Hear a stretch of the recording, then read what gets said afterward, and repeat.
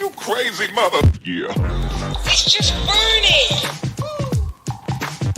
Hey, Bernie, just like last week, huh? Weekend at Bernie's.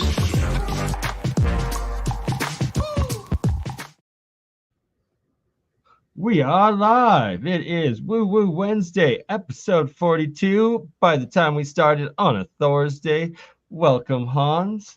Thank you for joining me, brother. How are you? Hey, I'm doing well. Thank you, Bernie, for having me again. This is awesome. Always a pleasure. And the reason for our over an hour delay, well, that's what happens in the back room before going live, because we want to make the best episode Brilliant possible. conversations. Yes. And it's doing the research, figuring out the path forward, and that this is the difference between those that sell trash for cash and those of us that are usually defunded by the mainstream shadow banned and blocked, because we are doing that real research, and there is this hidden history that they are covering up. And anytime it is found and tried to bring to light, they muddy the waters. They flood it with fakes, and thus causing the problems. And often,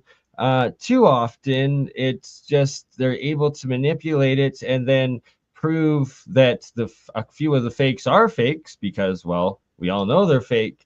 But it then brings the mental bias to the general population that it's all fake, and detracts and hides, and then again blocks those that are real. And to quote Dark Journalist, it's all a huge marketing op, and so it's not just marketing; it's that they're marketing they're and making selling the lie. It's narrative control, and they do the exact same thing in the UFO alien anti-gravity community. And that was part of our conversation before going live. And it's the exact same situation that I experienced with all of my partners in that community, especially the alien scientist Jeremy Reese. Shout out to him and the real research he does in that. And with all of that, we're going to bring it back to today's episode of Woo Woo Wednesday, and a great guest and topic and real researcher, Mike with Alien Carvings, and that we believe that a certain amount of those artifacts are real, but then also that fully acknowledge that, and here we will show right now, that they're selling a whole shit ton of fakes nowadays, and that there's straight up knockoffs being made professionally that seem similar. They're copying the style, they're trying to copy the different glyphs, and they're selling them as real. But okay, and this right here is real. This is the only one trending that I could find when I search, and these are from Mike's recent TikTok videos that are getting millions of views. That's why it's actually showing up. But these 4 artifacts, I watched the video they have that from the beginning, where the excavator's removing the plants growing beneath, and it's on the corner of, I believe, the Tula Pyramid site, and that these artifacts are ruled illegal to sell now. It's a precedent that some of the Mexican authorities were there for the excavation, and that they've now ruled on them, and they're being studied, where prior to this precedent, all of these artifacts and stuff were considered by the Mexican government authorities as fakes. And that is how Mike was able to acquire his collection up to this point, and has some many impressive species, right? Or pieces. And that the issue now is that there's a whole bunch of now the imitation ones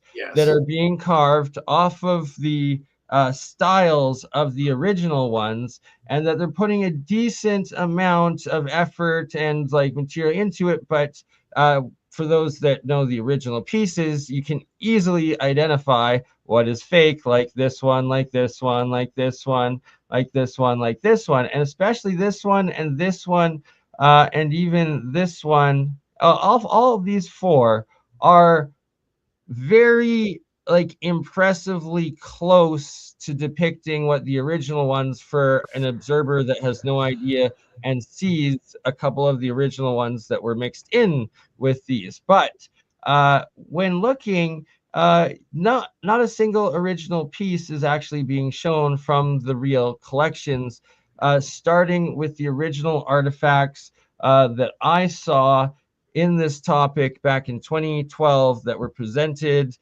in Mexico by Nassim Haramein and Klaus Donna that originally got me interested into this, and that Mike ended up and has a whole bunch of identical artifacts of that same series. And those are the ones which I believe and which Hans believes that are the ones that Hans believes are most likely authentic, come from those collections.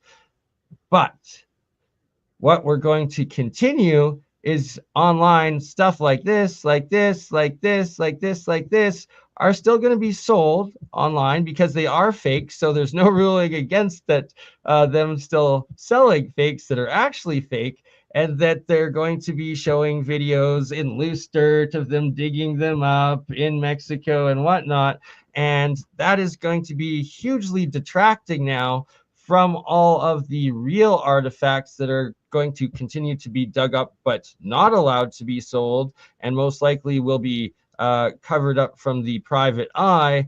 And then it's also going to be used to be officially debunked as fake eventually and detract. Which discredits anybody doing research into the real pieces. Exactly, and discredits against any of the real pieces. Credit out to Mike. He's doing some amazing research with the pieces that he has. Oh, exactly, right. And that we want to help him and anyone on the honest path to finding real ones verify that those are real. And what was part of what was taking so long to start is I was trying to find a couple of pictures of some of the what we believe to be legitimate and of the original artifacts. It's very hard. And right, they're not showing up anywhere. So I'm going to need a moment to go through my hard drive to actually bring a couple up. And also specifically what I want to show and illustrate is the language, whether it's some pictographic symbol, hieroglyphic language that is on them, that is on all of them, and that I am putting forward right now the proposition that that language is the original one language of pre-Babel. And why I am believe this and proposing this is from the divine trinity symbols that I've been able to decipher and been working on for a while, that I will also be covering. And it has to do with... Go full screen, share it. Yes. Oops, no. Oh gosh. All right, hold on. Your fingers, mate. Well, I have to cover two things up that aren't there. There we go. Oops. Oh, sorry. Everything's backwards. So you have a dot, a line, and a hole, right? It's all dots and holes and a line. And those are the original one symbol that everything in the world comes from, or is made out of. And this is probably coming out incoherent and incomplete and sounds insane, but when you take it up to the second and third degrees of combination and the symbols that come out of it, the first thing that appeared were a few of the numeric symbols of ancient Egypt. And this is what absolutely blew my mind, and that I will be putting together an entire project and piece and presentation on it's just not all there yet, as these are new revelations and new work that's been coming from. The point of it being is so Hans, you're aware with like the pre-dynastic Egyptian numerical like symbols and stuff like that? Yes. One of them being like that one right there, correct? Yes. And is the dot or a line also part of the symbols? Or sorry, yeah. It can be depending on where it's placed. So yes, exactly. And so placement with all the ancient symbols is key, because the line, if there's multiple symbols above it, then the line is, horizon. If it's above symbols, then it's sky. Exactly. Just so yeah. To add to what you said and how it is actually a crucial factor of understanding and using this language and symbols and divine proportions, that line does represent, what did you say again? Like below and above? Well, as above, so below, right? So you have anything below the line would be under the sky, but anything above the line would be some sort of cosmic scenario. Yeah. But equally doesn't necessarily need to be that. It could also be earthly. So you have it means and you have all things of it, growing Hans. above Earth, and you have things growing beneath Earth, like roots. Sorry to interrupt, but the point I need to make is that both of what you said are 100% correct, and it's not an if one or the other. No, it's of course not. Both it's absolutely more. Yeah, exactly. Because a symbol is worth, or a picture is worth 1,000 words, and the symbols have multiple meanings. And when you're using the language of symbols, it's that you're able to write and interpret this language of progression of symbols with the multiple different meanings that they mean and have, and be able to read what is actually incorporated into it. And that is the case of these original languages that were built off of this first it's the God code, essentially the language of one, and that the Egyptian language, the Sumerian language, or the Sanskrit, cuneiform, and I need to look into Sanskrit as it might be the third. They are the first generation iteration from this initial language. And in the ancient stones and languages, for instance, the stone found in Egypt with the 3 languages they were able to... Rosetta Stone. The Rosetta Stone and the initial interpretations of the hieroglyphics, it doesn't take the problem with that is the Rosetta Stone is broken, and there's no way that Champollion could have actually deciphered the hieroglyphics, because he was trying to elate them to Diaretic and Aramaic or Greek, which was beneath it. And you can't line them up, because all the hieroglyphs, as you say, are symbols, and as you add these symbols together, they create concepts. And there's no way to decipher what the symbol means in an English language, because it's not representation of it. Well, so they got one interpretation, and it's that interpretation could so there was accuracies, correct, Hans? Like they were able to get some meanings or decoding or something? They got a lot of it from Diaretic. A lot of the hieroglyphic translations came out of the ancient Suf language, not the Sufi language, but the Suf language. Okay. So Mali, Africa, and Northern Africa as well. It's similar to Berber. This is one of the more older languages before Arabic and Greek, which took over the Egyptian area, 323 BC and off and beyond. So the Greeks kind of destroyed a lot of the ancient Comitian history, which is sad because there's a lot more there, but the Greeks saw it as their own history, and so they replicated their own history, and that's what we learn today. So the words like Osiris and Isis and Ra and Ramses and Memphis and Tanis, these are all Greek names. Tanis was Jen. I have to pause you for 1 second, Hans. Yeah. So originally you're saying they used portions of dialectic one language and then portions of the second language. I think it's Aramaic. It could also be Greek. I'm not entirely sure. That's even more. So it's at least 3, then maybe 4 different languages that they got specific translations from. The only translation they got was from the scripted language. That's what I'm trying to say.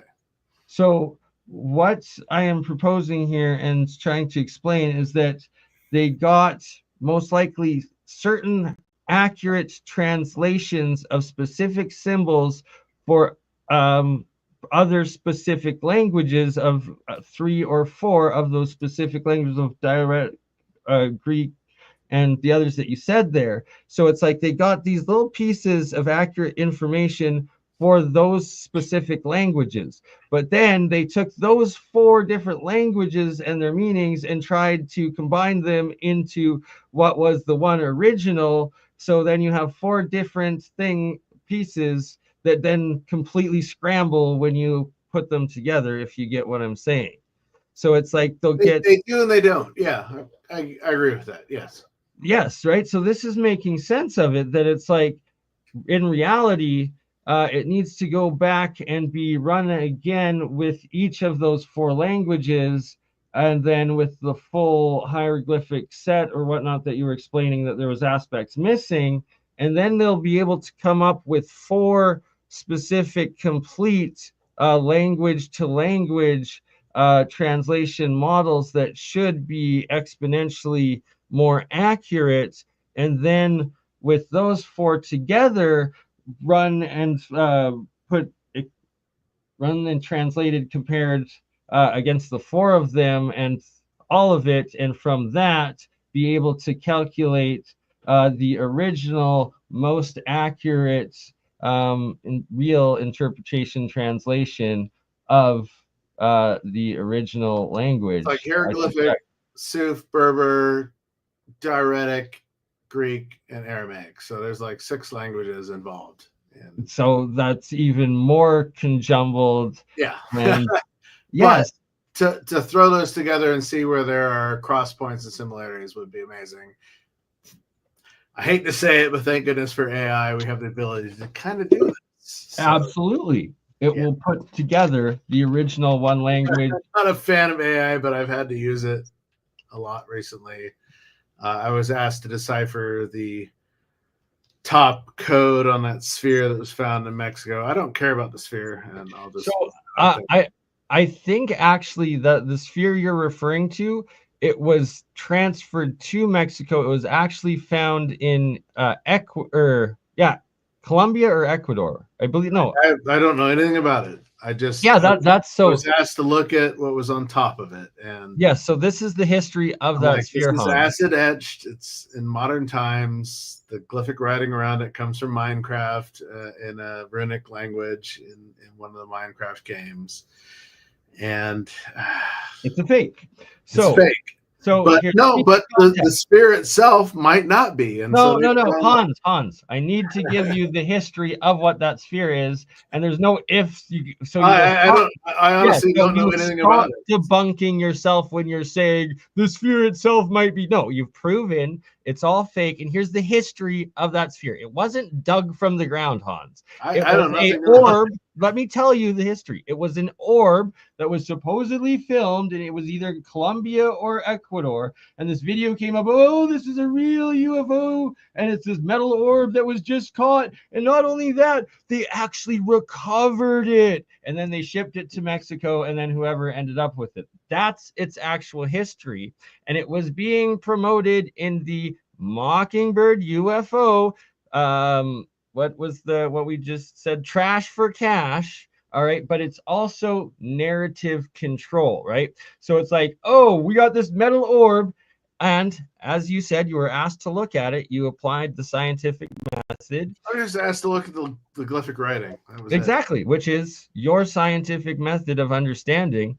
And first off, you identified that it was actually acid etched into the metal. So that was your I've first done red so much flag. acid etching for 5 You're- years after college. I know the traits. Exactly. You have worked in the trade of Putting a stencil on a round sphere is very difficult, and it creates anomalies. And if you're not using the right acid, it creates pock marks. It's everything is there. If your acid is bleeding over your stencil, you're going to see the line. It's all there. And that is what you found. So that was your first major red flag. And you're like, this right here, this is your first piece of evidence that this is a fake. And then from there, you took the runes and then you put it into AI, or I threw it through my AI generator, and I had a weird looking at it. I was like, this is Erebash from Star Wars, but I knew it wasn't, and so it must be something similar. And what came back after like 72 different, algorithmic channels was this is actually a runic language that's found in Minecraft. So I was like, oh, well, and it's slightly altered, but a lot of the symbols are identical.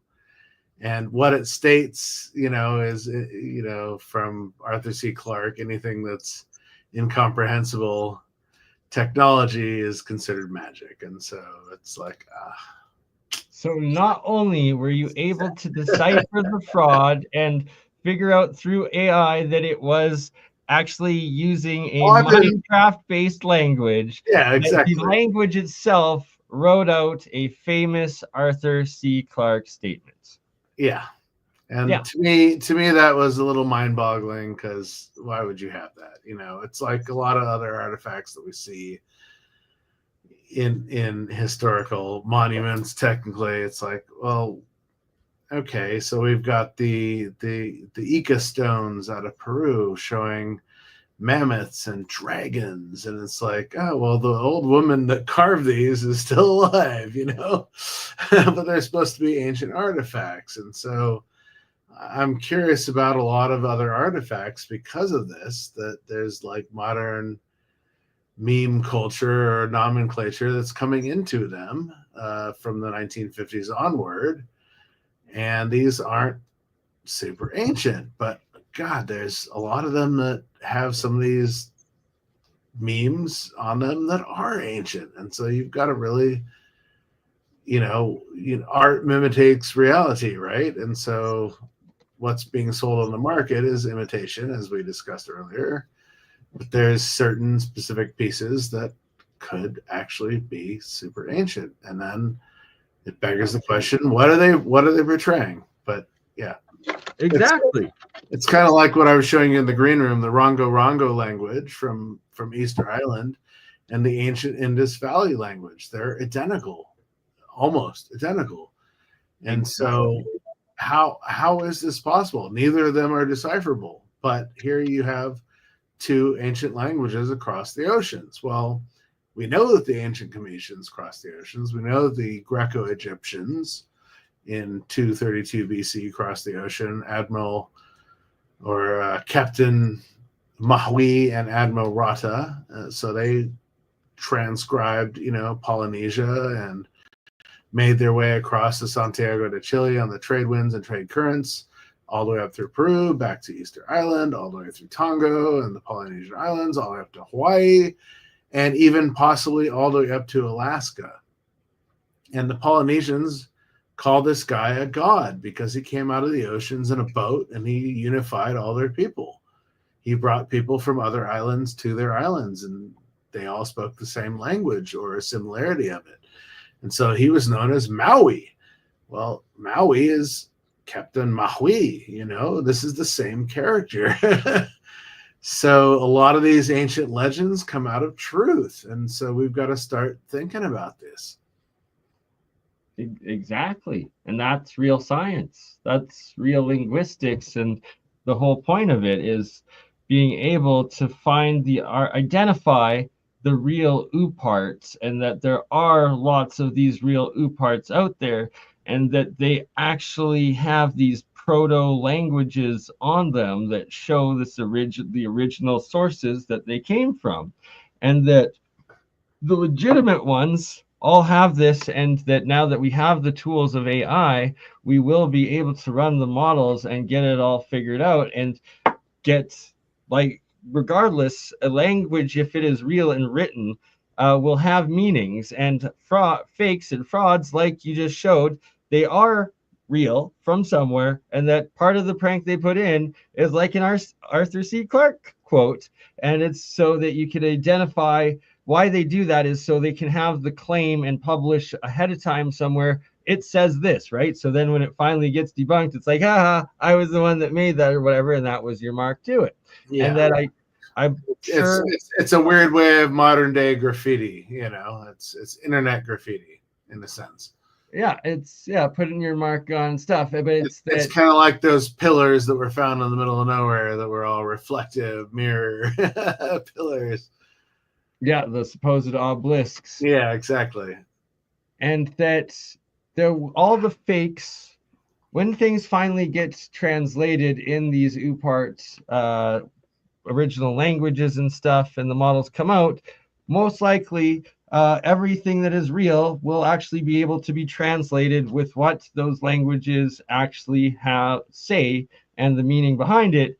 And then simultaneously, all the fakes will either just be a bunch of gibberish, or it will read to something that I guarantee it won't read to anything at all, because I don't believe anyone making the fakes right now has the can read those languages and actually write. This is the big problem. It's like, random. okay, when people analyze the hieroglyphs around a lot of these pieces and a lot of the cuneiform, if there is some, none of it makes sense in any of what they understand of them. And so it's kind of a, you know, it comes out as gibberish because it's a fraud. It's gibberish. Compared to, for instance, the Gosford glyphs in Australia, which have been purported to be a fraud, but when you get people to go there and actually look at them, they're like, why are you considering this a fraud? Well, it doesn't look like hieroglyphs in Egypt. Well, yeah, this is chicken scratch compared to what you see in Egypt. And the only place you really see chicken scratch in Egypt is in the Serapeum, on the one major box that everybody goes into. There's chicken scratch written around the outside. Well, this isn't the language of the people that made the box. It came along long after.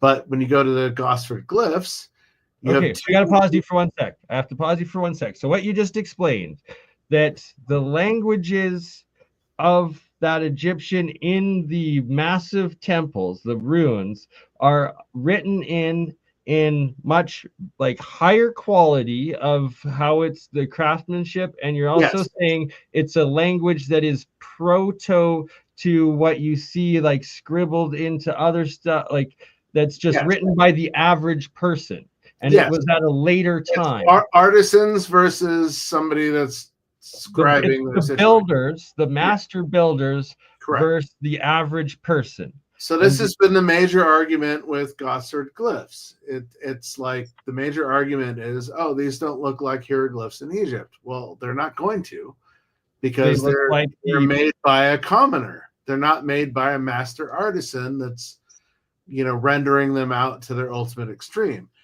And so you got, I don't want to even throw the name out there, but you get people like BC, and he's like, there's one side of the Gosford glyphs is Egyptian hieroglyphs, but the other side is all from the Pleiades or Venusia or somewhere. And I'm like, anyway. Okay, this is crucial. Both sides. This valley is about the size of my office here. Okay, literally. Yeah. On one side you have glyphs. On the other side you have glyphs. And so the story, according to the three masters that have gone there, it talks about an exchange around 2500 BC that happened between ancient Kemet, not Egypt, because Egypt is a construct of the Greeks. I'll leave it at Okay. that. We'll just say Ancient Egypt, ancient Kemet. Okay, so they Yep. went there on a trading route. So they went through the Red Sea and they followed down, India and all the way to Thailand, and they got to around Sydney, and they were doing trades with whatever culture was there, the Aborigines, who knows. And they had a great trade. This is what it says in the glyphs, and they left. And while they were going north toward India, they were caught in a massive storm, and it capsized one of the boats. And so one of the two brothers died in this capsization. And so the ships limped back to harbor around Sydney, went up into the hills outside of Sydney, which is where Gosford is. And one brother inscribed in the walls the story of their tale of coming for trade. And the other wall is the story of his brother and how he lost his life in that trade. And so right there, that proves undeniably that 2500 BC, Gosford glyphs. Exactly. That right there, if was a fraud, would not be telling a story in the or in the commoner's language, not the master builders, but it was very much in the commoner's language, yeah. Into what the story of how they got there and what happened. They were just writing whatever. Anyone that claims that is a fraud is themselves a fraud. And it's because, well, there's no alien language on the back wall. That is also a fraud, right? So this is how we are able to prove what is true and what is fake. And that when it's a true ancient language, it can then be interpreted and translated and understood, and thus actually read and verify what you're reading and what it is saying. It tells the story of the Great Trade and the story of the homage to the brother who died in the storm. And why they came back and carved it. The entire of it all. And interestingly, right near Gosford is a stone step pyramid that has been destroyed over time, but who knows if they built it also as part of that homage, Right? Obviously, it's not very big, but it's definitely something that they've noticed in the same area. So more evidence of the people. This is the Gosford glyphs. Everybody look it up. It's an amazing site. There's a lot of BS out there on it, but there is a lot of legit research that has gone around it. The real work. And the Yusuf real work. Iwan's been there. Muhammad Ibrahim's been there, and a couple other people as well. And they all basically say this is legit. It's crude, but it's legit. And the fact that it is crude proves its legitimacy for what you read when it's translated. That proves to you why it is crude. It's common script versus temple script. Some Egyptians that were on trade that got into a storm that then had to come back and crashed and inscribed their story into the Gosford Wall.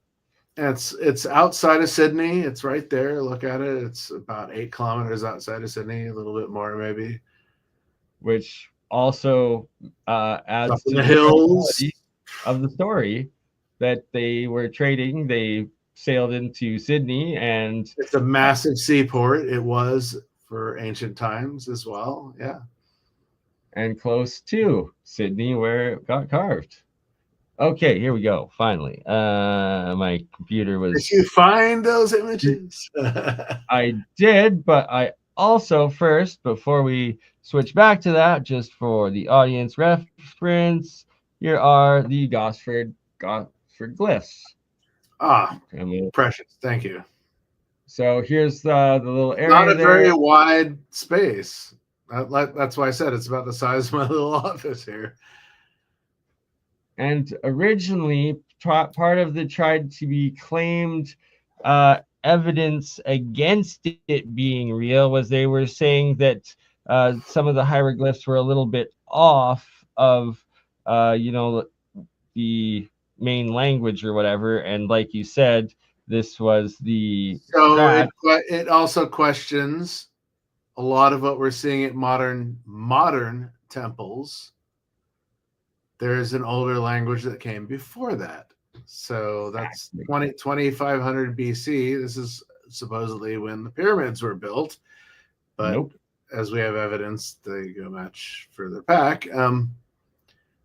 But again, you have these glyphic writings on both sides of these walls, and it's real evidence being translated. So here you have in the bottom center and the bottom right. So you have temple art on the bottom right, and you have the glyphs in the center. And it's like, of course, there's going to be a difference. Artisan, Exactly. perfection, upper language versus commoner language. Come on. We even have that today with our own English. You have, superior British English and upper scale, even government English versus what we speak on the streets today. A lot of it is slang, Yeah. And the difference between writing scriptive and you froze up, BurnEye.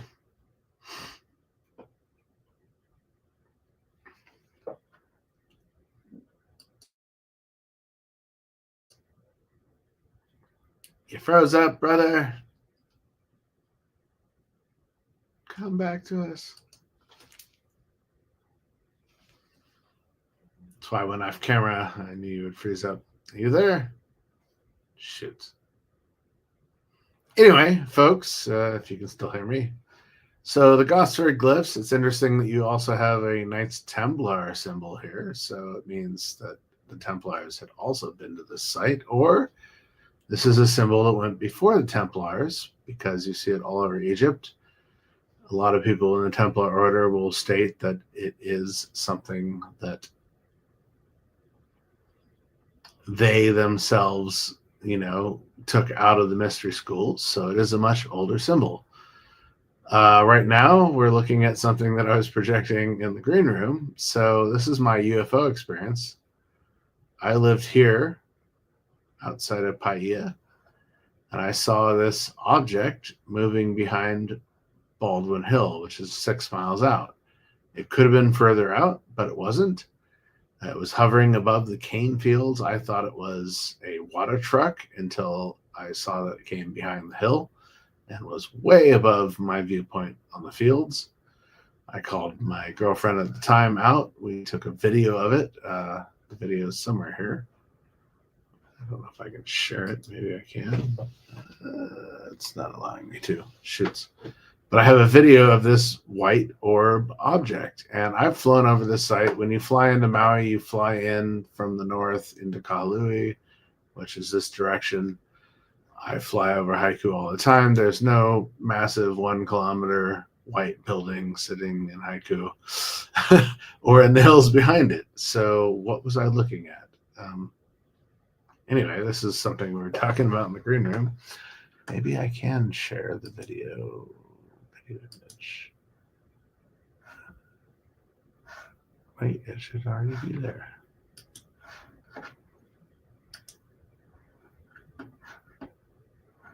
It's not going to let me show it. Damn it. hooray! And we're back. I just gave my little speech on my Maui experience. Nice. Awesome. Do you want to continue, or are you finished? I was going to say I can't share the video. I was trying to share the video so people can see it. Yeah. So in this video, you see this white object here in the center. So this is coming behind Baldwin Hill, and it's moving very slowly to the left. There's no building in the background that's that long. I thought it was a water truck above the cane fields, but as you can see, my vantage point of the cane fields, that's well above it. I called my girlfriend in to look at it, and she was a little flabbergasted, but it keeps moving downward, as you see here. It's moving down. This object is easily a kilometer or half a kilometer in length. And so that's what I was trying to show in that last photo of where I'm standing taking this video versus where that object actually is. It's huge. If you can cut the video and show the other screen again. Oh, is it going? Yeah. So, yeah. So I'm standing here taking the video, and this object is moving behind. This is Baldwin Hill outside of Haiku, and this object came from behind it. And in the video, you can kind of see it moving from behind the hill, but it's really shitty fucking technology. Sorry, back in 2090 or 2009. Sorry, 2090. We're not quite there yet, but we'll get there. It's still going to be shitty technology. I agree, but it's a huge object, and there's nothing there. I've flown over Kahului so many times. There's nothing there. There's no building. There's nothing. And so I thought it could be coming from behind the hill here, or it could be much further back, way up in the hills, which was my alternative position for it. And so this is my vantage point all the way to what we're looking at in that video. Just to say. And good reference for I did a you can do a flight log and military flight log on Hawaii of what they're launching and where they are and where they're performing, and none of this came up in any of those searches. So right, so unidentified. This is your common Tic Tac. It's this big white tubular shape, and right by a U.S. military base in Hawaii where they would Haleakala is up on the hill. Maui is the only place that you don't ever see a physical base. Oahu is all Marines. Kauai is all nuclear naval submarine technology, and Big Island is also all Marines. So you got Navy on all three islands, but Maui is like, where are these people? But they're all stuck under the mountain at Haleakala because that's SDI, that's Space Command, that's Star Wars right there. And this is a huge, huge piece of evidence that is supportive of exactly my thesis that we'll be presenting with Jeremy Reese, the alien scientist, tomorrow, and Hans, an eyewitness with extra evidence of these tubular UFO, like that you described as a giant one, and Tic Tac, which in the area of a U.S. base out of not in the lower 48, and the perfect spot where they would be experimenting with and trying out this technology as they develop it. And you said 2009, so that's after the. No, this was 2011. This was 11. Okay. Yeah. So that's even better in that area. That a weird date, but it was. So. And a crucial date that it makes it between, I believe it was 2004 when the Tic Tac Nimitz encounters were recorded and experienced, and the 2014 MH370 orbs video and action, and that it was this right here that you saw and reported was a very large streaked, or it was considering the distance that it was at, I would consider it being very large. Well, yeah, and I'm saying very large compared to what were the Tic Tacs, and larger than the Tic Tacs and larger than the orbs. Was it a Navy dirigible? I have no idea. No. What it was is it was this plasma, and it was between the second and third generations of this technology that is a combination of aerogel as well as this plasma radiation orb stuff that is the first generation of it being the Foo Fighters from the time of World War II, that the Germans, using a specific concentrating beam, were able to trigger and create, and that then the Americans with the lasers and the British with the lasers were able to start moving them and doing more. And then once they put it into an aerogel, it stabilizes it and creates it. And you see the elongated larger part because this is as they were starting to integrate the AI control of it. And as it moves, it's why it's in this longer filaments extending out.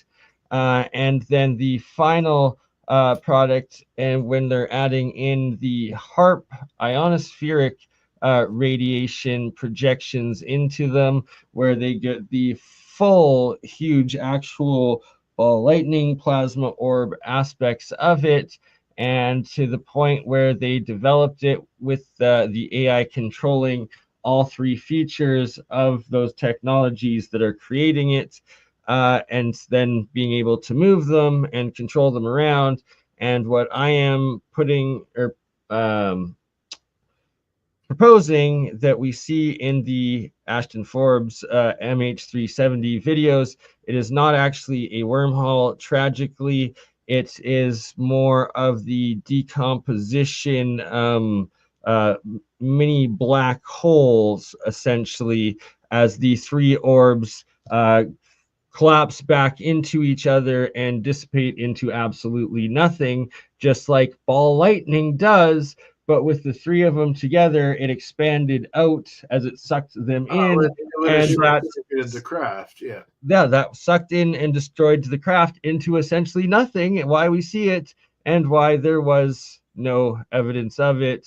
Well, there's debris that washed up on certain shores, supposedly, but right, supposedly, and like just couple small little pieces that might have been outside of that area or whatever the heck.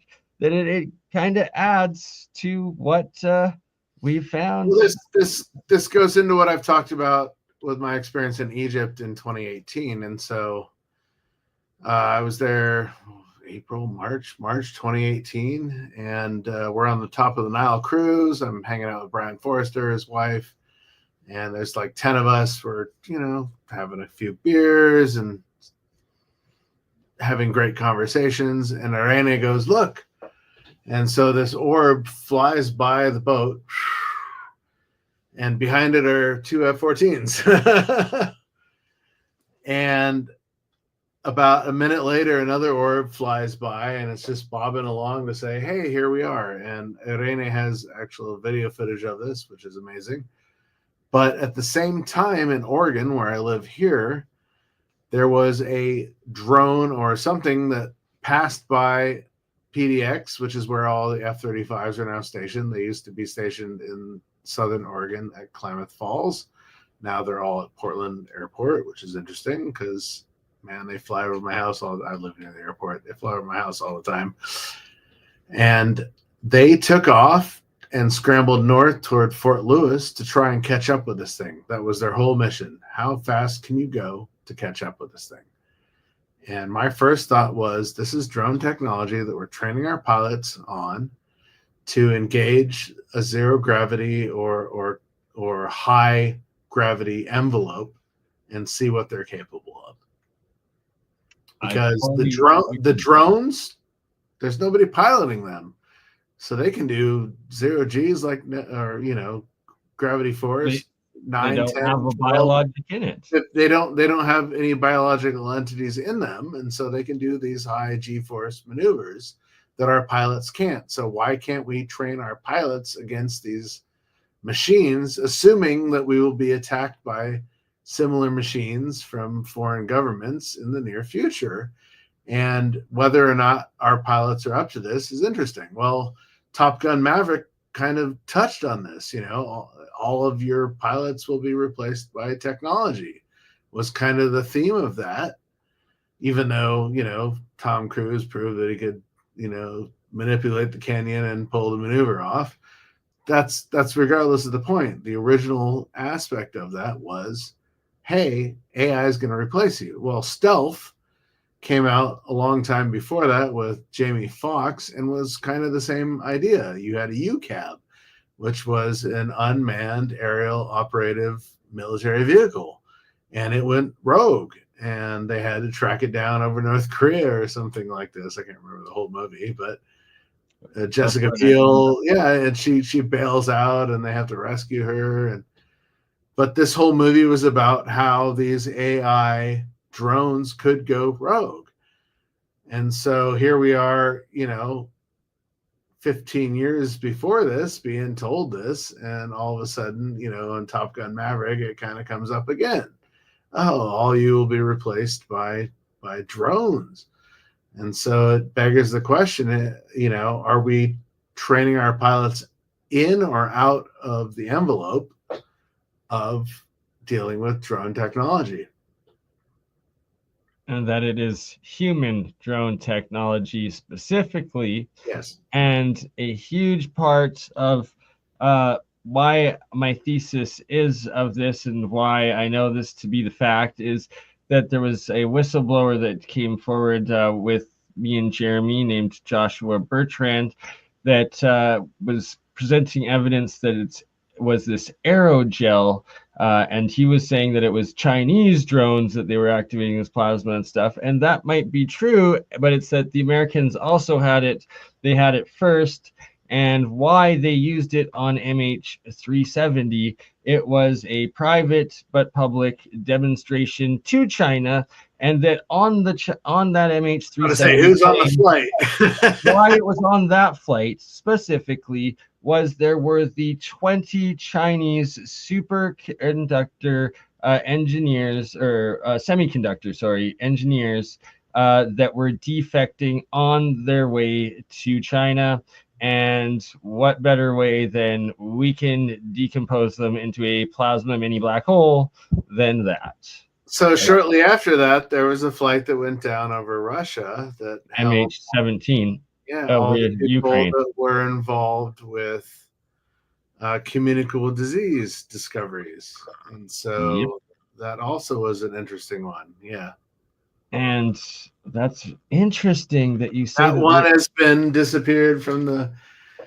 I'm well aware of that. Everybody focuses on this flight from Malaysia, and they were both Malaysian. There was two, two Malaysian flights in a row, and it was a giant. The other one nobody talks about, and that's let's talk about all communicable disease experts were on that flight, and it was shot down somewhere. I was unaware of that part of it, but I'm going to give a little bit more information of it I am aware about, and that 100% was also a public, for a brief moment, psyop. It was projecting, though, evil Russia, and it was really the Ukrainians. It was proven it was a Ukrainian SAM that shot it down, but it was done to make the blame against Russia.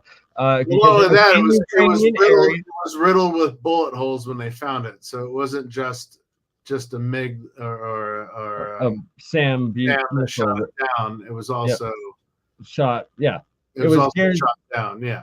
And the radar of the Russians published actually proved that there was also a Ukrainian fighter jet behind it at its time of shoot down. So what you just said adds even more to proving it was Ukrainians that shot it down. And a false flag. Why it was the false flag was to blame the Russians. I think it was a big misdirection also from the other flight. Of course. It was all three. It was all three, Hans. It's that. So for the public perception, yes, it was the misdirection of taking off of the MH370. It was also an attack against Malaysia itself, because their president at that time was, because their Islamic was coming out publicly trying to go against Israel in the human rights courts. And as well, now that you said there were all of these pathogen doctors on that I was unaware of. But an extra part. They were mostly African diseases, Ebola, malaria, all these things. They were like the experts in HIV studies as well. Yeah. Okay. A lot of them. HIV studies is interesting because that could be one part of what was engineered into the "we will not say" that caused the lockdowns, and were all of those people potentially the ones that could have originally worked on that project? Interesting speculation. No comment there. Anyway.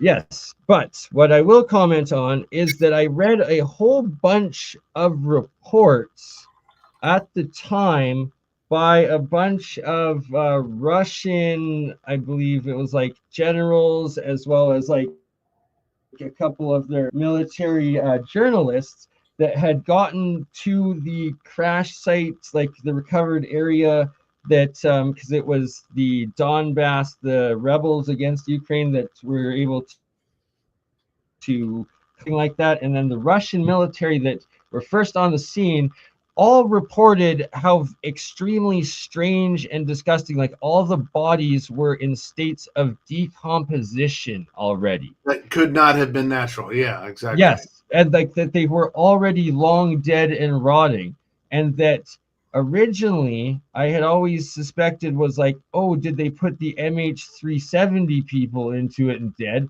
But no, that's no, it's whatever the the technology is belief. being used, rapidified or rapid expanded. Yes, what you're saying exactly. It was that they had been infected or whatever the heck happened with the diseases they were working on. Something happened, and that is why they were dead and diseased, and why they needed the excuse of them all being killed. But it was also misdirection again from that MH370 that creates the speculation that was in my mind of, was it the MH370 people? But no, it was not. It was, they were dead from whatever freaking diseases they had been working on, clearly. Interesting. Never considered that one, but yes. Could be, right?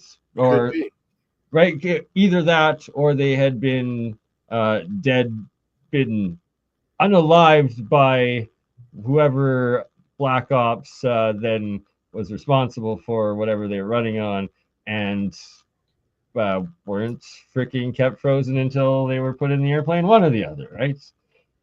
Either way, it was reported they were decomposed for a while when the plane went down. All right, that's dark. Let's move back to the light and get to the symbols that I was wanting to show and referring to since the beginning. Do my presentation on the magic of symbols, but let's do that first. Yes, absolutely. My apologies for not bringing that up. Trying to find what screen I can put this on. So just unshare what you had up, and then it should let you reshare. It's not showing my PowerPoint. Weird. All right. So what you're saying? No, he was in Egypt, and it was Egyptian Army F-14s that were following. Yeah, because we supply Egypt with all of our military craft. So, and the older military craft specifically, especially to the Arabic states around Israel, right? They can't have F-35s, but they can have the older stuff that we no longer use, of course. My chickney, why is it not giving me? Present slides, PDFs, video file, image file, share screen. All right. Fascinating, the fourth slide. PowerPoint, where are you? All right. Well, as Hans finds the PowerPoint, I will quickly show right here what I wanted to show. Of first, what are definitely fakes now being sold and pushed as the real Mexican imports, like this one, like this one, like this, and this, and this, and all of these, except for that one. But even the Dropa stone, if you read the right here in the center left, go down. Go down, scroll down a little. Okay. So right. Okay. So this is what most people think of as the Dropa stone. So if you read Sun Gods in Exile, in the foreword, it says this is a replication of what was described in the memoirs of Carl Robin Evans. And so this has become known as the Dropa Stone. It's not. It has nothing What to was do with described as. So it's not even based off of an actual like observation copy. It's from the memoirs, and it's mentioned in the foreword of the book. And so when everybody shows us, oh, this is what a Dropa Stone looks like. No, it isn't. Sorry. Anyway. Yeah, there it is. Yeah, that is someone's interpretation. It's called the Lolodov from plate. a word. And the Lolodov plate was a description within the book. And this is the replication of what that description showed. Period. End of story.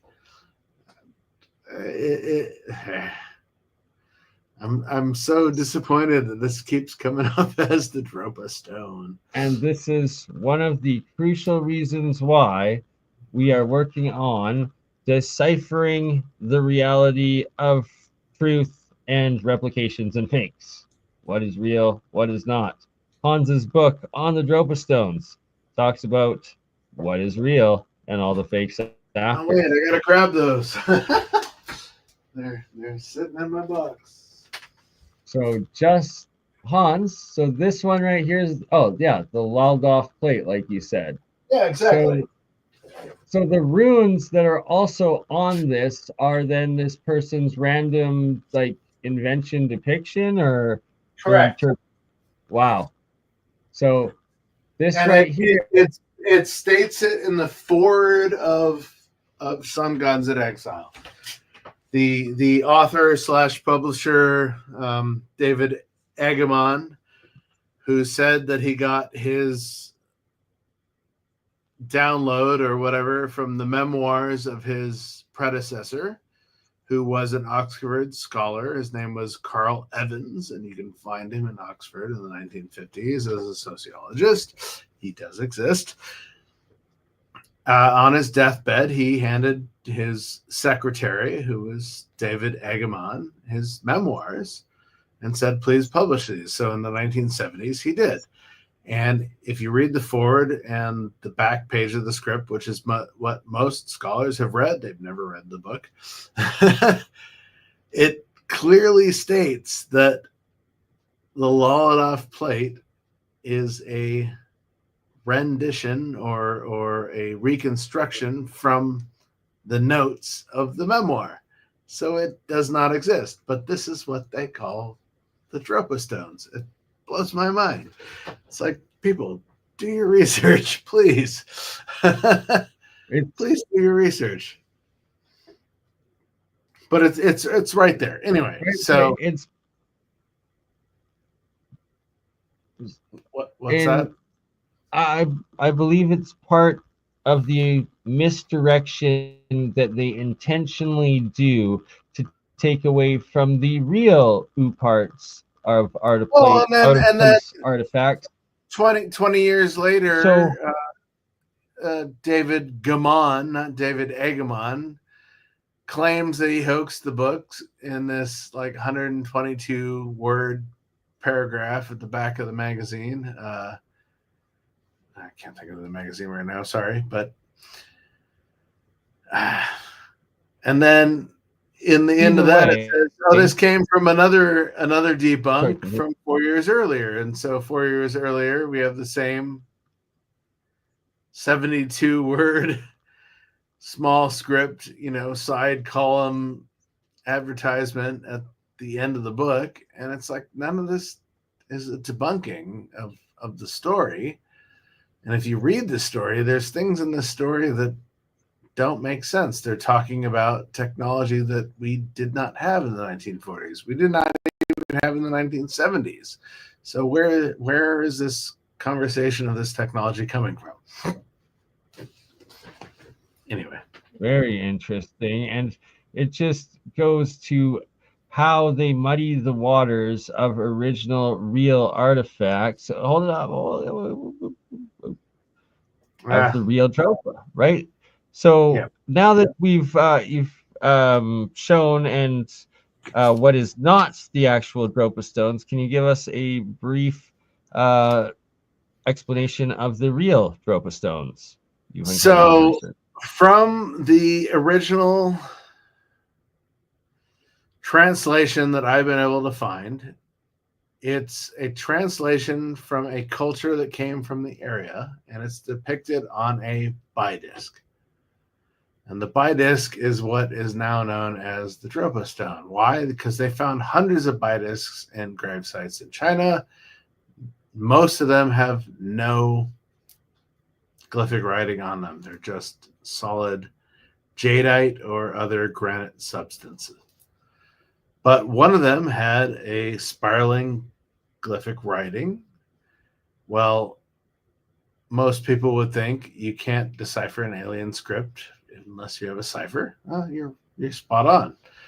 So the people that deciphered this in the 1950s had scripts of the local region. So you would have had Com Tibetan and Shina. And both of these, to somebody that's a Chinese scholar, would look like alien language. And it would take a little bit of a time to decipher them. But the description on the disc is the Dropa came down in their craft or their winged gliders, depending on the translation. Craft is a singular object. Wing gliders are many objects. The locals hid in the caves 10 times before sunset. So obviously these gliders came down multiple times, or the craft broke up into pieces and came down multiple times. And it was only then that they realized that the Dropa came with peaceful intentions, which means that they came before. So they'd not only been here once, but once before. So maybe somewhere in historical logic, they had encountered this being from the sky before. But they intermingled and interbred with the local culture, and that's very interesting because you have this nomadic tribe of Dropa, Drokpa, Zopa, Brokpa coming out of this area of the Bayan Kara Ula, which is now central China, but in the past was far eastern Kham Tibet. It's riddled with caves. It's way up in the mountains, and some of these caves are 14,000 years old. And they have glyphic writing in them. They found mummification in them. The Tara mummies were found in these caves. They've also found scrolls and other artifacts. And so it's like, how old are these caves? And what did they actually find there? So, yeah. And that you identified that there was an original base piece that was actually found, and that there was an actual ancient script on it that, to a Chinese scholar from the outside main region going into it, would have called it alien language or whatever publicly, but then the locals looking back at ancient scripts can see that clearly it's like a proto-language or of that language, and then it was translated, and then it actually told a real story in it. Correct? Yes. Translated, transliterated, whatever we want to call it. But yes, definitely. And so when you read the translations and the original articles around this artifact, the Dropa stones, and 1930s and 1960s, they're not talking about an alien race. Well, they are, but they're not talking about it from an alien race. The descriptions on the stones are the people that were there that observed it, and it's so obvious.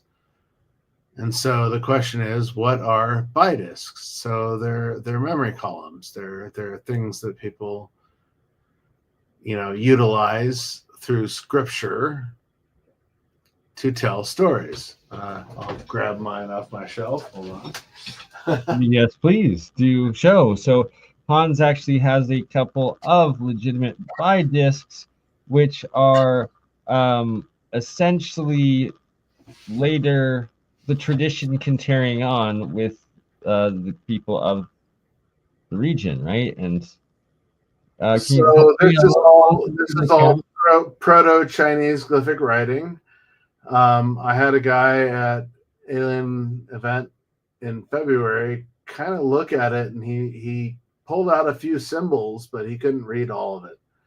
He's like, "This is fascinating." So I've never had it translated. I've had it since I was like 15 years old. I am going to need you to take high-res close-up photos of those. I definitely will. No worries. And I send them. need somebody to translate it because it's not modern Chinese language. It's very proto language, and so exactly. And that's tying this all together, and that all over the world there are these actual, real ancient. That's not a Dropa stone. I'm just stating that. But that is more of a legitimate Dropa stone than what's. This is an old. This is made out of jade. This is red jade, and so what that is essentially is an artifact from that local region by the later generations of people that were keeping the tradition essentially alive of the original Dropa stone. But a lot of what you find in the graves, there's hundreds of them, and you only find one that actually has writing on it, and the rest don't, and they're thicker. This is made out of jade. Most of them are made out of jadeite, which is different. It's more of a granite. And so it's a harder structure. There's jade crystalline mass within it, but it's also in line with mercury and cobalt fusion, which is interesting. That is. So if you were to charge this, it would resonate like a battery today. Interesting. That's fascinating. So what is it? It's like, what are they? But this is natural formation. This is not something that's infused.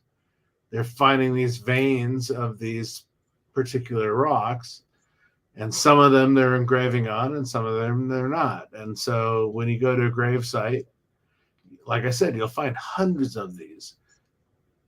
So all of them except one or two have engravings on them. The rest are just thick stone. So the purpose essentially was the records of the people's lives, probably. The story of their lives, and or a curse or a gift or something. Yeah, exactly. Like a blessing or something. Exactly.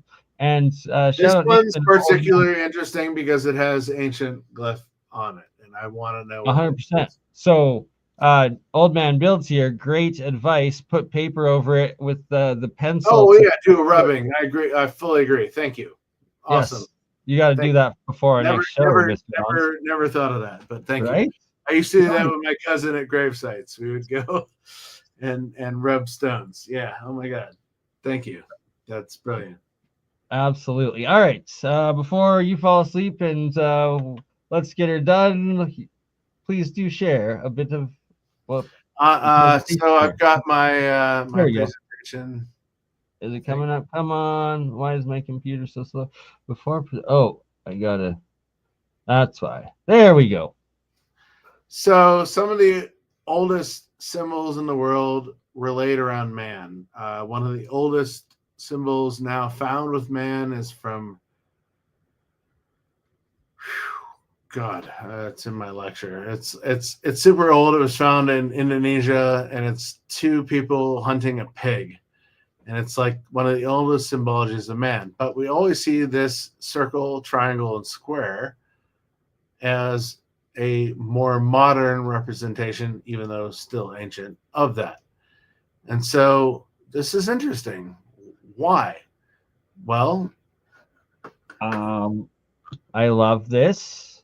So, sorry, I missed one part. You said the circle, the triangle, and the square are a more modern representation of which? The human representation. Okay. Why am I not finding where is it? The left side, the other side. What's that? On the other side, I think, to scroll to the next one. No, I can't. Well, maybe I can. No, I can't scroll through it. That's why I'm like, where is my actual presentation? No, look on your left side of that, or the right side. Nope, I got it. Sorry. Anyway, so there you go, right there. Yep. How do you create these symbols? Well, in the ancient times, with a square and a compass. Funny, these are the Masonic aspects. So you create the triangle using mathematics, the square. You create the circular elements with the compass. And so these lead to the circle, the triangle, and the square. These are the most magical symbols that mankind has, I think, created. Why? Because you can add multipliers to all of them. So the first is gematria. So the circle always represents 1, all right? The triangle is 3, and the square is 4. 1 plus 3 plus 4 is 8. 8 is the magical number. Well, let's add colors to this theory. So the circle becomes blue, the triangle becomes red, and the square becomes green. Why? Because you have water, sphere, you have triangle as fire, and you have the square as earth, solid. So that's why we create the next multiplier. Blue water, red fire, green earth. Well, we can take that to another level. Let's make it 3-dimensional. You have the blue water sphere, you have the red tetrahedron of fire, and you have the green earth cube. Well, all these lead into the symbol of man. Man, us, human, the colored man. So here we are. Our upper torso is water. We have our tear ducts, our salivary glands, our mucous membranes, our ear fluid, eye fluid, pineal gland fluid, brain fluid, sweat glands. When you start to sweat, you sweat out of your head and the rest of your body follows. You ingest water and nutrients through your mouth. Everything in the upper torso deals with water. Well, our middle torso deals with fire. Okay, so we have our heart pumping our blood. We have our blood, which is our fire symbol. We have our lungs, the bellows, right, of the fire. Our stomach is the generator.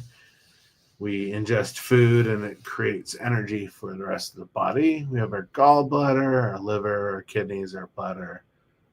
And in the sacred feminine, the womb generator is also within the middle torso, which is really fascinating, because then we get to the lower torso and we have fertilization through feces and urine. Yeah, we shit and piss. All right, it happens.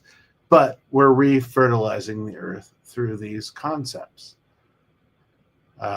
Fertility, especially in the man, right? Our fertility is in our sperm. Well, our sperm is in our lower torso. So this is a fertility gland. Not trying to get sexual here, but we fertilize the womb, and the womb goes up into the fire and creates the next generation. So this is the sacred earth seed of the man and the woman coming together.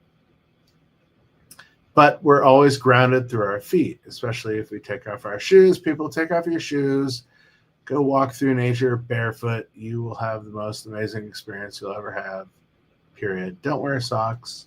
And don't take wear your socks. shoes. Yeah, take your shoes off, because your shoes are deflecting all of that amazing energy from you. Just go do it. Just take your shoes off. Scientifically, it is called grounding, because you are actually grounding the charge out of you and out the excess out of you and the good earth into you, and balancing out, grounding yourself to the energy of nature, right? Correct. So this is what is known as the hue, the colored man, which we all are. Man, woman, it doesn't matter. We're all colored in specific ways because of how we react to these different elements. And so that is the hue man. Anyway, this is the magic of symbols. And we're taught this at an early age in life. Right? Oh, and yeah. we're also taught this through alchemical aspects. So red, green, and blue as light sources, when they're combined together, create a bright white light. This is what we see when we go to the movies. These red, green, and blue combinations coming together to create the magic on the screen. But if you're looking at this as pigments or earth tones, you have cyan, magenta, yellow, and black. And together they create a muddy black. Well, this is the prima materia, right? The rich black. So these are the alchemical colors coming to us through these alchemical aspects. Love it. And now the rest is all about how this goes into symbology of logos, but no, please do, because I'm an alchemist and dealing with the alchemical colors, so this is fascinating. So here you have the main alchemical colors: black, red, yellow, and white, right? Yeah, right? Boom. All into one. MasterCard. It's right there in your logo. Giving you money out of thin air, but you owe it. The remote control, you have play, the fire; stop, the earth, the solid; pause, the pause between the solid; and record, the water. Well, water always records, right? So in all of our devices, we still have these alchemical, magical symbol items. That's here we are at Squid Games. Look at the characters of Squid Games. Truth in movies, right? Ancient symbols, the alchemical symbol, the square, the circle, and the triangle. The Knights Templar door in Germany, the square, the circle, and the triangle.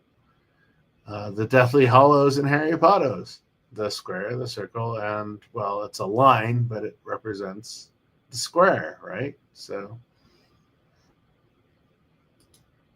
amazing. Let's go on to the, oh shit, that froze up. So let's go on to the Sacred Feminine. So we also have the square, the circle, and the triangle represented in the Key of Life. And the Key of Life is very interesting because it becomes all of these shapes. Yes, it does. This is all a feminine representation that we just do not recognize today because it's all been usurped from us. But the Ankh, the cross, the feminine, circle and square, and the representation of the womb are all the same. And this is amazing work, Hans. So let's get into chakras. 7-Up, my favorite logo. Well, there's 7 chakras, and they all go up from the red base chakra of I am. Look at that, eh? 7-Up from the red, green in the middle, and white at the top. Yeah. You got your 3 colors. Yeah. And it's very phallic. Balls and a penis. Anyway. Never even noticed that. Yeah, a lot of people don't. Yeah, getting it up. That's hilarious. Getting it up, exactly. I could go on, but this is, we'll end it here. This is what I'm talking about in Shasta, or sorry, not Shasta, in Sedona at the end of June 27th through June 29th. Please come enjoy Shasta. I've never been, so I'm very excited by it. So kind of jelly Mount Shasta for the summer. Sedona. Oh, Sedona. My bad. Yeah. No, I threw that one out there because Shasta's been on my mind since Rob Potter passed away. So bless his soul. Miss that guy. Yeah. Anyway. Do you quickly want to hold up your books again and then let everyone know where they can find you and get your... So we got the Magic of Symbols. So this is a introductory, 180 pages of introductory to symbology around the world from ancient times to modern times. That was my second book. This is my third book, The Lost Mysteries of Kemet. So it talks about Egypt before the Greeks, because the Greeks misconstrued a lot of the ancient Egyptian mythology and cosmology to make it their own, which is why we have Egypt versus Kemet. Egypt itself as a name is misconstrued. You'll find all that in the book. So my first book was Dropa, Legends and Lore, connecting the mysteries of ancient Nepal, China, Tibet, Bhutan. Amazing. And why? You are one of my favorite symbologists, and just the recent experience. I work around a lot of logos and symbology in my career, and so I just started putting the pieces together. Obviously, other people influenced me, like Jordan Maxwell and other folks, but I've had my own coming together with a lot of these subjects over the years, and I just wanted to start promoting it and putting it out. So I wrote my lectures first, and then I wrote my books from my lectures. So I've got a few more under the belt, but I'm not sure what to do with books as a result. I'm speaking in Sedona June 27th through June 29th. I'll be talking about symbology and the magic of symbols, but all the symbols from across all of my lectures.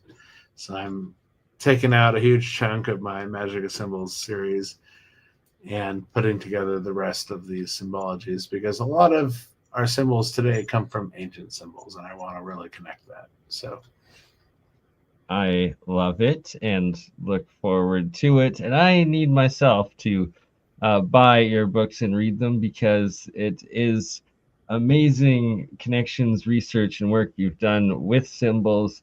And it's parallel to my own that I was forced into originally, but I absolutely love now, with working with alchemy and the ancient alchemy and deciphering all of its actual meanings and purpose behind them all.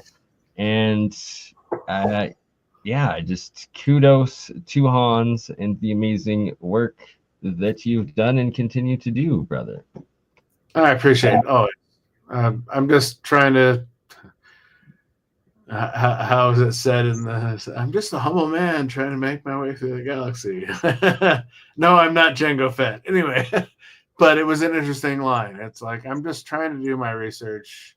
I'm navigating some interesting territories through other people's drama and egos, and it's just like, I'm not about burning bridges. I want to pave pathways forward. So that's kind of absolutely.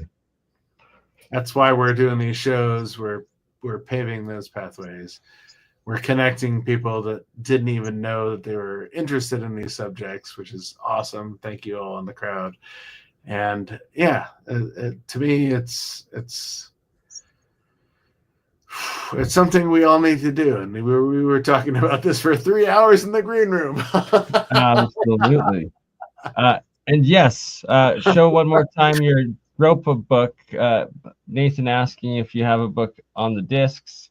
Yes, you do. You can find all my work through lulu.com. So you look up Dropa, you'll find me. You look up Lost Mysteries of Kemet, you'll find me. You look up Magic of Symbols, you'll find me.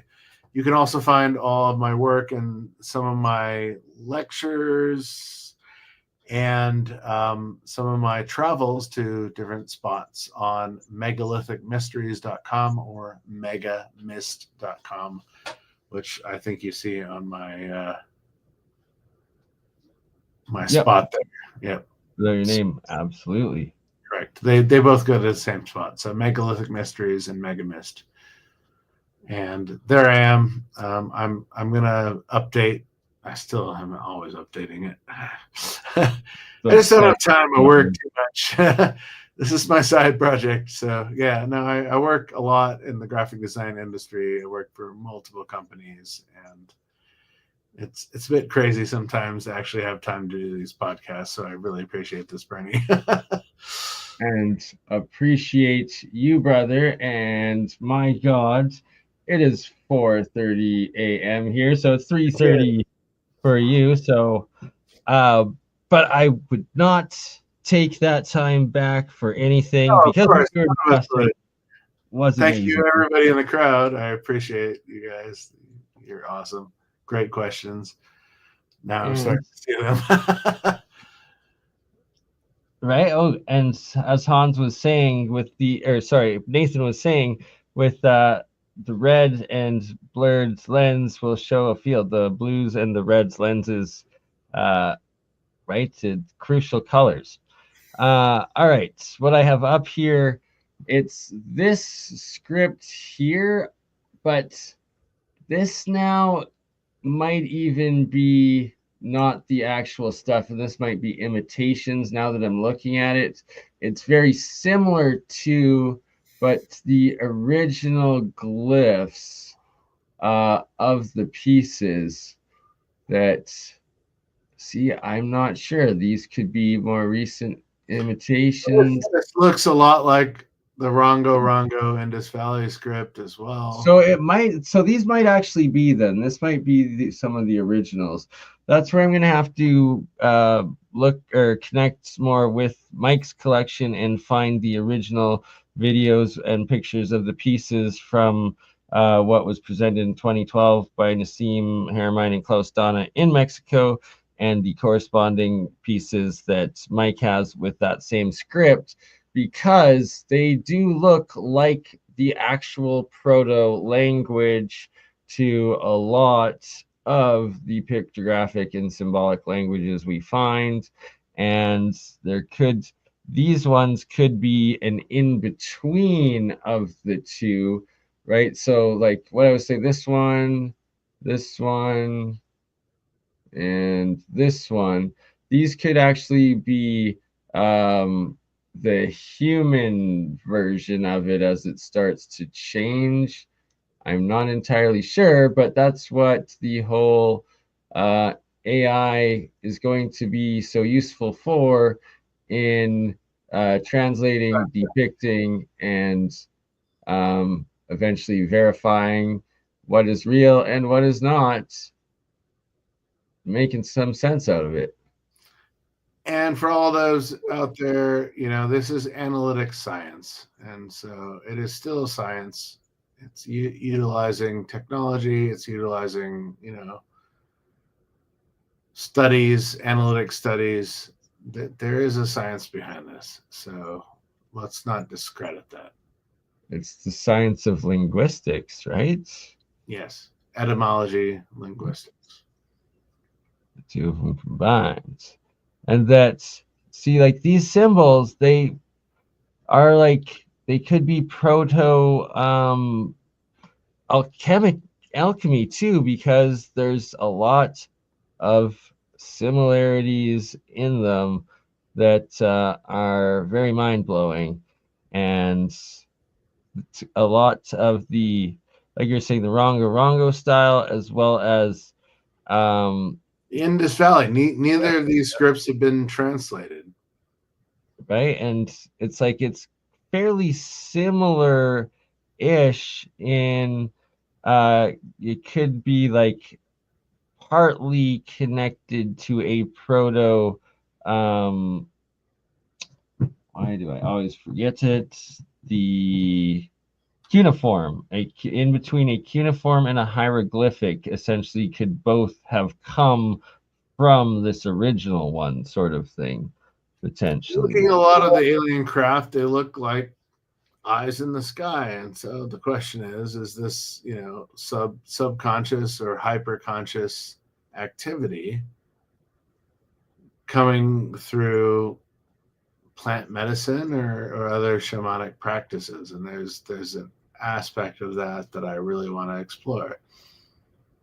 Absolutely. And then see ones like this, these are looking like proto-Mayan, proto Olmec hieroglyphs. And the issue is that so we don't even understand that language, and so much of it was erased in the genocide. Intentionally, they destroyed the different languages, an ancient language covered up of all of. A lot of this looks on top of what was originally there, and so I'm sorry to say, it just does.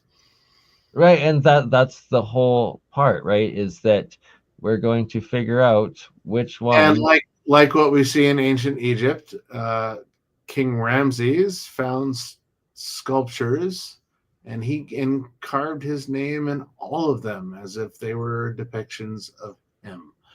So exactly, and when you just said, "I'm sorry that this looks like it was written over top of," it's that we will be able to find out, and that might actually add even more credence to it, that there was the original artifact, then it was like refound by an ancient civilization with someone rewriting that stuff on it. It could And be like, massively ancient, right? And but that the original artifact could be even much older. Exactly, and that's part of the real science that we're going to be finding out, and that when the AI does finally figure out the models of it with enough information to be able to say what is real and what is not, then it will be very easy just to insert any image that has the stuff on it, and the AI will instantly identify, no, that is new and garbage, or yes, that is real, and this is what it says, and this is the time date from when they were using that level of that language. It's easy to take Terra Preta, an old Earth structure that's thousands of years old, and coat something with it, bury it in the ground, dig it up a few years later, scrape it off, and you still have this Maximus of Earth in the crevice that you can carbon date. Oh my God, it's 10,000 years old. Well, is it? You know, there's a lot of ways of making this not real, and it's interesting to see because a lot of this looks very strange and modern, but there are so many of these elements that don't, and I think those are the ones that we really need to pull apart and say these are real and these are fake, period. This symbol and this symbol I believe to be real, but then the question is, where it's one that just has a couple of the original real symbols on it, was it that they copied these couple symbols and then remade a piece like this, buried it, and sold it as a fraud? Well, this has been a big issue with some of the hieroglyphs on some of these pieces, is they don't make any sense. They're just random hieroglyphs, and so it's like exactly, and that is why we will be doing the technical and linguistic sort of research onto it. And I'm fascinated by this because it's, to me, it's like, okay, obviously these things are showing up somewhere. So what part of it, or what part of the collection is real and what is not? exactly, and that this right here, I believe, looks like some of the very original legitimate script, and then it just adds to the question again of, is it just copies of a new person imposing from the knowledge of the original script in, and then it's like that's when you'll take pictures of this, input it into the AI, and it'll either be like, oh, that's an identical copy of this original actual piece, and this is what what do it we says. do today with art? We replicate the masters, period. Exactly, right? And that, or it'll be like, interpret it and be like, that's literally gibberish, so that it's like, okay, that definitely is just a modern fake, or it will interpret it and read it out, and it will tell the exact story just like the Gosford glyphs did, right? Correct. And but again, you know, being the skeptic on the wall, we really don't know, and we've got to state that we really, none of us know what any of the origins of this is. We can all claim it. Oh, it's super ancient, it's super modern. It doesn't matter. We just don't know. And A lot of this stuff is porcelain. A lot of it is actually stonework. A lot of it is composite stonework. How old is it? We don't know, because again, you can bury it in old earth and come up with old earth in the. There's lots of ways of adding legitimate old stuff that will be dated into a modern it's the same with a fake sculpture or a fake painting from mid ages. They use the same paint, they use the same oils, they use the same structure, and you're going to get the same results. Oh, this is from the 1500s. No, it was actually created 20 years ago with the same paint. So yeah, there's a lot of skepticism, but there's some legitimacy to it, and that's I can't go beyond that. I'm hella skeptic of a lot of these things, but I've seen things within the collections that blow my mind, and I'm like, this is real. Exactly. And that there's some real script from an original source that is on even the fake ones, and it's being just copied and imitated from the original ones, and trying to make sense of it all, crack the codes. And these inscriptions and symbols are just absolutely fascinating to me, especially with all the different alchemy aspects, well, inclusions of those symbols. But it's, what does it say? Is it a bunch of gibberish that's just been copied on by a modern person trying to make some fakes using some real of the ancient knowledge they found on legitimate pieces? Is it legitimate, or it's part of the investigations we got to do? We don't know. Correct. Yep. That's the purpose of the real science. And it's like, see, all of these ones, they're from a different place. Mike told me, I forget the actual location. He doesn't own any of them, and I'm hella skeptical. You were on the one before this. Sorry, this go one. Back. Yeah, and this one. Go back again. Yeah. But first, I gotta just state, this is from a different place in collection. These ones are from a different place in collection, and they all look the same. And I'm suspecting that both of those are potential fraud ones. So zoom out of that. Yeah. So ever see The Fifth Element? Anyway, I'm just gonna throw that out there. Well, it's all important information in identifying which ones are real and which ones are obviously fake. The face is one of the alien creatures from The Fifth Element that's trying to find. Right, this guy. Yeah. That's where I start. This part. Yep. That's where I start. Well, exactly. It's a point against it, and it's a point against any that then come from that source. But this, for instance, not quite the same, but it's so damn similar. Oh, but they're reflecting ancient art in modern times. Yeah, they might be, but I think a lot of these are made in modern times. So, and that is what we will be calling out, and also the ones just that by 2 cents. I'm not hitting on anybody, but no, you're just stating the facts, and that's what it's I'm about. Just looking at these, going, okay, yeah, I've seen this before, and yeah, not this in particular. This is very interesting. You see stuff like this in Peru, actually, where you have a split face. Go zoom out. Yeah, see, and this is one. Oh yeah, you have a split face. You see a lot of this in Peru, which is old. Exactly, and this is one that I suspect could be real because it has that original script in it, and this is very similar also to the original pieces that Nassim and Klaus presented in its style of rock and carving, where something like this I would put into the pile of potentially real and worth investigating, but it could be a modern knockoff replicating aspects like something that what was real, yeah. Yep. And that is I just exactly I don't know. I'm on the fence. So well that's the whole point. Don't say sorry. This is the I'm not actual saying sorry. I'm saying I don't know. I'm on the fence with a lot of this stuff. So and that's what we have to compile.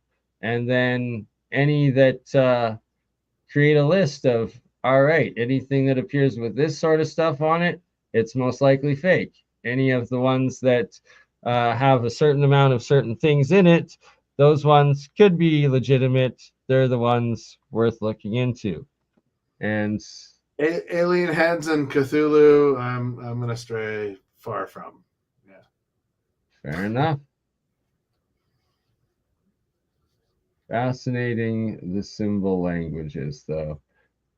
But at the same time, it's like how many are actually repeating that make up a language, or is it all just a bunch of made up gibberish?